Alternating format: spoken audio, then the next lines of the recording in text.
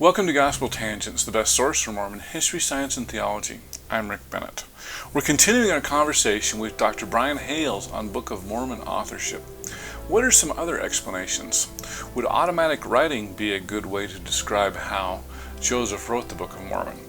Brian will talk about that, as well as Bill Davis's recent book, Visions of a Seer Stone, and we'll find out why Brian thinks both of those are not satisfactory solutions to authorship of the Book of Mormon.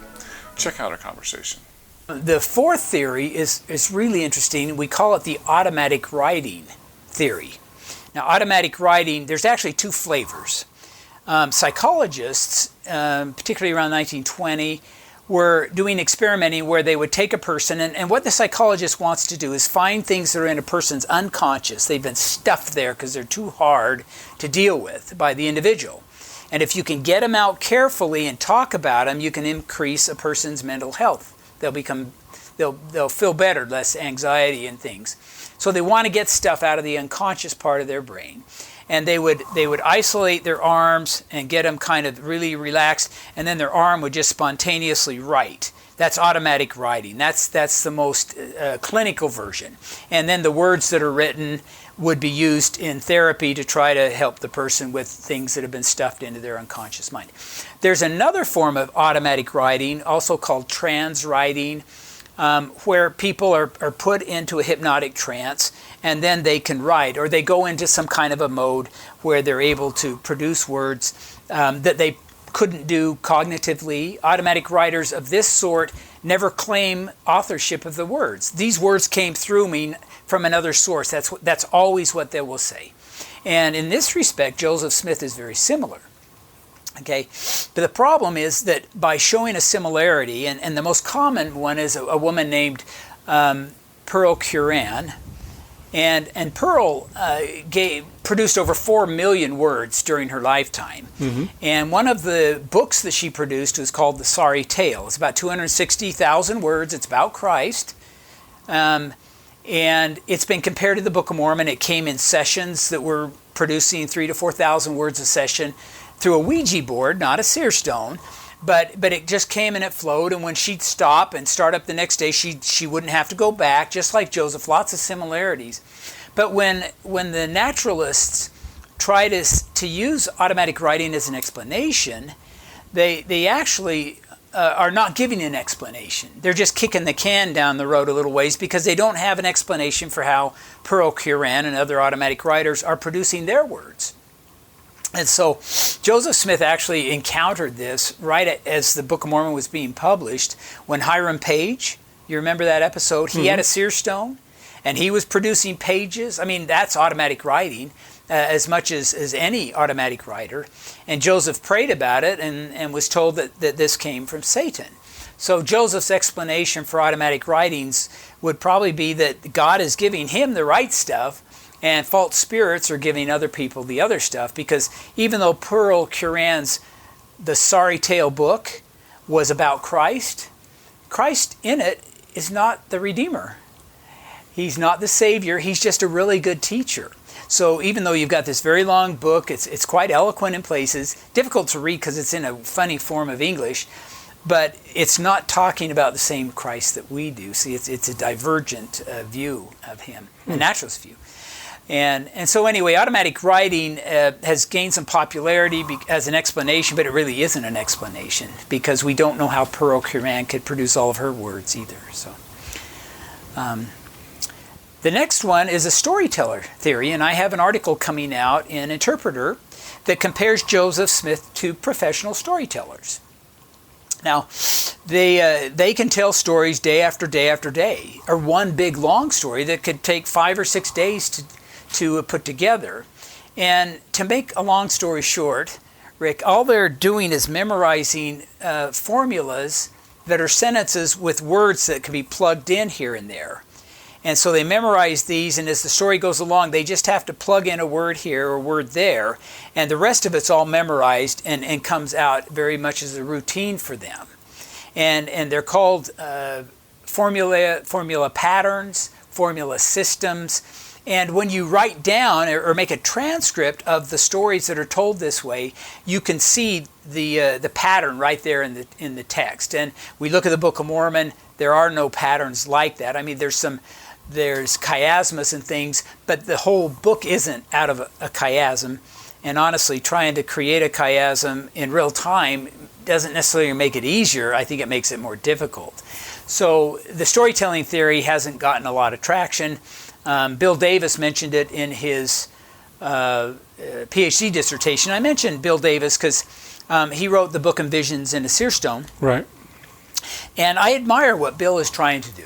Well, and I was going to ask, is this the same, this patterns, is that the same thing as laying down heads that Bill mentions in his book, or is it different? It's interesting. Bill is trying to give us an explanation of what's going on in Joseph's head while he's dictating the stream of words that become the Book of Mormon.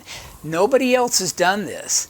My friend Dan Vogel, has published this 715-page biography. Mm-hmm. He never once tries to tell us how Joseph was able to create all of these final draft sentences. He just assumes Joseph could do it. And Bill is trying to go in and explain what is going on cognitively and what kind of thoughts Joseph was having as he's dictating. And I admire Bill for that. In fact, in his PhD dissertation, he gives us a couple of views, because he does talk about professional storytellers right at the end of his book, briefly. And but the primary theory that he promotes, and it's in his PhD dissertation, he briefly mentions professional storytellers, but in his book, Visions in a Seer Stone, he focuses on an idea that laying down heads is how professional preachers, revivalist preachers, were able to tell their very long 2-hour, if you will, sermons, but then they could come back the next day and give a 2-hour sermon and give another one, and they're doing it by laying down heads. And you know what that means, but it... Yeah, I've read some of Bill's books. So the idea here, I think, is you kind of have a little bit of an outline, and then the preacher refers back to that outline. Each of those points is called a head, and then he can just expound on a certain head until he gets to the next one, and then he follows. So I know Bill, at least from what I've read, I'm about halfway through Bill's book, said basically a lot of preachers did this, and also with the Book of Mormon, if you look at the introduction, the original 1830 version, not our version, but it would give a summary of what was going to happen next. And so that summary was an outline that Joseph Smith followed. Am I saying that right? Yeah, no, and I think Bill brings up a pretty good point, except that he also insists in his book that this process was something that didn't really exist until the 19th century. And in a response that I wrote, a book review, it was published in Interpreter, I just went through and showed how Josephus did this. Aristotle talked about having a summary statement and then going into the details after, which would be a head, laying down a head and then going through. This is something that's as old as oratory and writing, as near as I could tell. It's not an area of my expertise, but I just picked up my book of Josephus and then found the originals, the earliest versions of this. People were using heads anytime people are writing. Not everybody used them, but somebody was seeing that it's good to tell people what you're going to tell them, and then you tell them, and then sometimes you go back and tell them what you told them. Yeah. You know, I mean, it's just common oratory. And so I don't think that's a real strong argument, but the real problem with this, and this is I call this the oral performance theory. And it's the idea that Joseph just became a really good orator, a really good revivalist preacher kind of guy, and then he used those skills to produce the stream of words. And the problem with this is that the revivalist preachers that could do that weren't 23-year-old farmers. These were people who were well seasoned. They'd been preaching on the circuit for a long time. They had immersed themselves in the material. They had nearly memorized the Bible, neither of which we can show Joseph having done, if we go to the historical record. And having practiced for many times, they're able to get up and just speak using the skills that a very well-established orator would use. And we just can't find that Joseph Smith had those skills. And for that reason, this really, I don't think, is a very strong argument. Whether somebody could just use those skills to create a 270,000 word book at all is not something that's been shown. But even on a daily basis, it's hard to say. Joseph wasn't known to have even preached a single sermon prior to the church being organized. This is not somebody who's practicing in front of an audience, either using storytelling skills or oratory skills. Sorry, my watch is going off here. Oh, no problem. I'm just reminded of my interview with Michael Quinn, and he said that especially, Sidney Rigdon was a much more eloquent speaker, especially in the early church, than Joseph was, and that a lot of people said that Joseph's sermons were pathetic.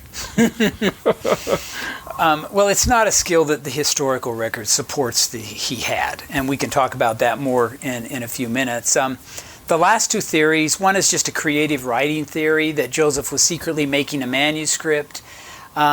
See, he didn't learn composition in school because they didn't have anything to write on. They didn't even have slates, and paper was very expensive.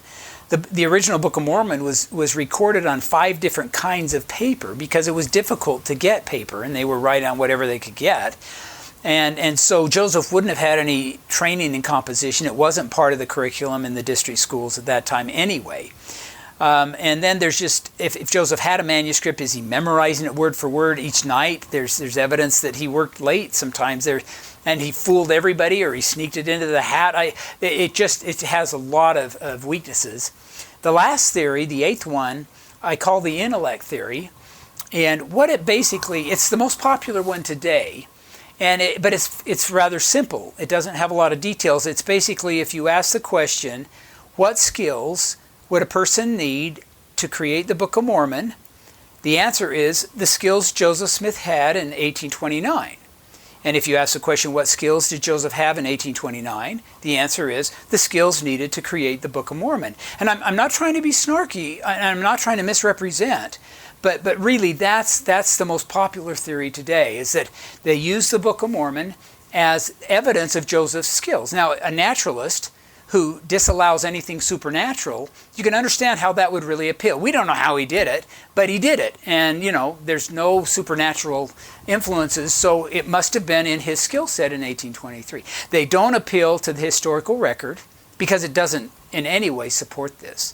I hope you enjoyed our conversation with Dr. Brian Hales. In our next conversation, we'll talk about the skills required to write the Book of Mormon. Did Joseph have an amazing memory? The problem is, and this is probably as good a place to talk about it as it, well, let's come back to it. But if he's thinking about the Book of Mormon, he's either got to write it down or he's got to commit all of the details to memory. And we'll look at some of those details of the Book of Mormon here in a minute. But that either one of those is a difficult challenge. And not something that's just done by, let's see, today I'm going to, memorize 5 plot lines and make up 5 names and things like this, and then commit them all to memory so that they will be available for me to put into a perfectly wordsmith sentence, as I'm dictating here in a few months or years. If you'd like to hear the entire interview uncut, please subscribe for just $5 a month at patreon.com/gospeltangents, and you can hear the entire interview before everybody else. If you'd like to watch the entire video for just $8 a month, you can either subscribe on YouTube, Patreon, or my website, gospeltangents.com. Just click the yellow subscribe button, and I'll add you to our Gospel Tangents Insiders group so that you can see entire videos. For those interested in a PDF transcript, you can subscribe at either Patreon or on my website. For just $10 a month, I'll send you a PDF as soon as it's complete. If you'd like a copy of the paperback as well as a PDF, just sign up for $20 a month at either Patreon or my website, gospeltangents.com. Of course, you can buy individual transcripts at amazon.com and just do a search for Gospel Tangents Interview, and you can see all the things that we have there. Don't forget to support Gospel Tangents with an awesome t-shirt like one of these. You can subscribe at Apple Podcasts at tinyurl.com/gospeltangents. Get our latest updates at facebook.com/gospeltangents. Also, you can get our Twitter updates at Gospel Tangents. Click here to subscribe, here for a transcript, and over here we've got more of our great videos. Thanks again.